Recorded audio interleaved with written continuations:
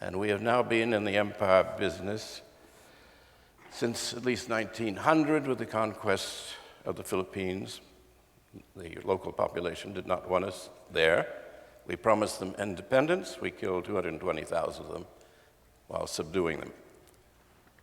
A few years ago, there was a significant exchange between the then General Colin Powell and the then statesperson Madeleine Albright. Like so many civilians, she was eager to use our troops against one of our many, many, many enemies. Everywhere we look, there's somebody lurking who might one day find a special death ray and turn it on us. One could hardly sleep at night knowing these dangers all around us. When Powell said no, she said, "What's the point of having all this military and not using it?" He said, "They are not toy soldiers." But in the interest of fighting communism, we did spend trillions of dollars until we are now threatening to sink under the weight of so much weaponry. Much of it we have shifted over on to Afghanistan and Iraq. Last summer, Congress received from the administration a document called the National Security Strategy of the United States. As the historian Joseph Stromberg observed, it must be read to be believed. The doctrine preaches the desirability of the United States becoming, to use Adams' word, dictatress of the world. It also, it used to be Nicaragua was quite enough, now it's going to be Korea, China. It also assumes that the president and his lieutenants are morally entitled to govern the planet. It declares that our best defense is a good offense. The doctrine of preemption is next declared. As a matter of common sense, they write, and self-defense, America will act against emerging threats before they are fully formed. Now, this is a kind of madness. This is not what we started the country for. It's not what the rest of the world wants. I mean, it is as if, I'm sure, at this very moment, good General Ashcroft, brave officer of the junta that he is probably up in Utah arresting Mormon boys before they grow up and then kidnap 8 girls for future wives. They're going to do it. We know the danger. If you put them all in prison, in concentration camps, those girls are safe, thank God. Danger, danger everywhere we look. Article 1, Section 8 of the Constitution says that only Congress can declare war. But Congress surrendered that great power to the president in 1950 and has never taken it back. As ex-Senator Simpson, and he was one of my favorite clowns, said so cheerily on TV the other evening, "The people of the United States don't declare war. The commander-in-chief does."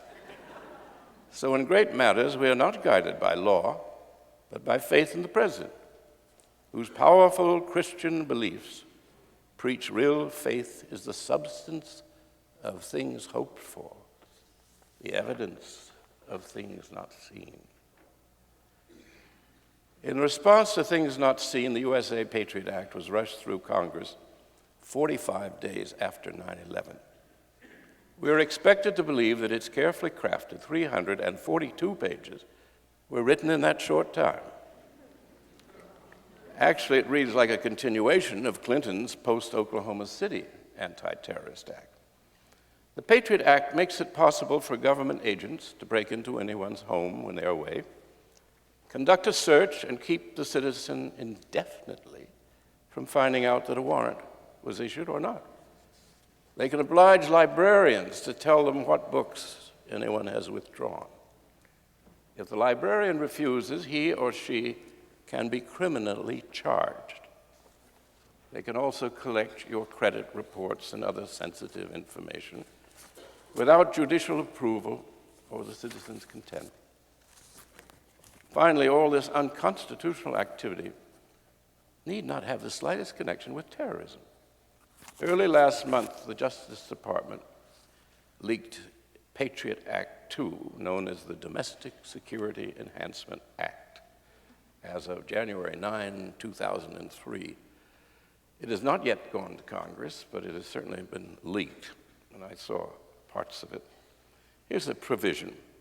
If an American citizen, born American citizen, has been accused of supporting an organization labeled as terrorist by the government, he can be deprived of his citizenship, even if he had no idea the organization had any link to terrorism.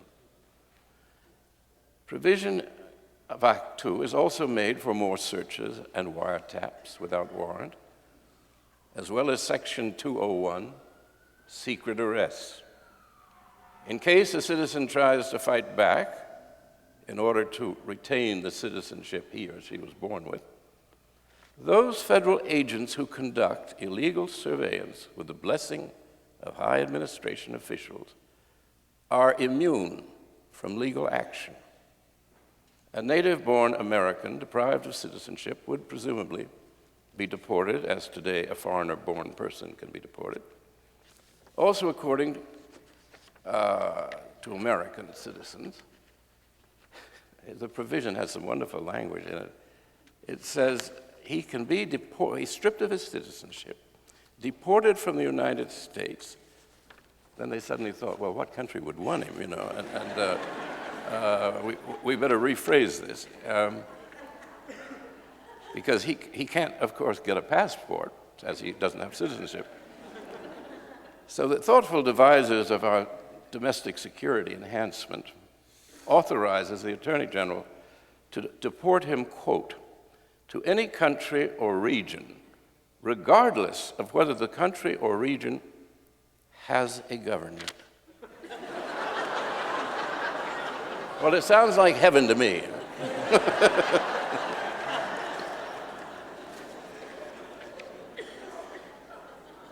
Anyway, that's how you get rid of the Bill of Rights in one big sweep. Back in '39, our greatest historian, Charles A. Beard, wrote, "The destiny of Europe and Asia has not been committed under God to the keeping of the United States, and only conceit, dreams of grandeur, vain imaginings, lust for power, or a desire to escape from our domestic perils and obligations could possibly make us suppose that Providence has appointed us his chosen people for the pacification of the earth. Those Americans who refuse to plunge blindly into the maelstrom of European and Asiatic politics are not defeatist or neurotic. They are giving evidence of sanity, not cowardice, of adult thinking as distinguished from infantilism. They intend to preserve and defend the Republic. America is not to be Rome or Britain. It is to be America."